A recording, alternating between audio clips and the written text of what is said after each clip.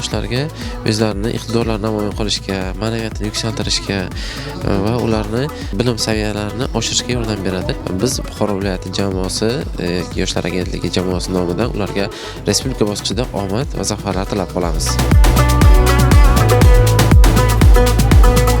Bizning niyatimiz, yana ham mas'uliyatimiz 2-3 barobar oshdi. Ham farzand, ham respublika bosqichiga tayyorgarlik ko'ramiz. Endi kitoblarni 2-3 marta o'qigan bo'lsak, endi 10-15 marta o'qib, takrorlab, yanada mustahkamlab, partiyalarni takrorlab, aynan Buxoro sharafini respublikamizda munosib himoya qilishga harakat qilamiz.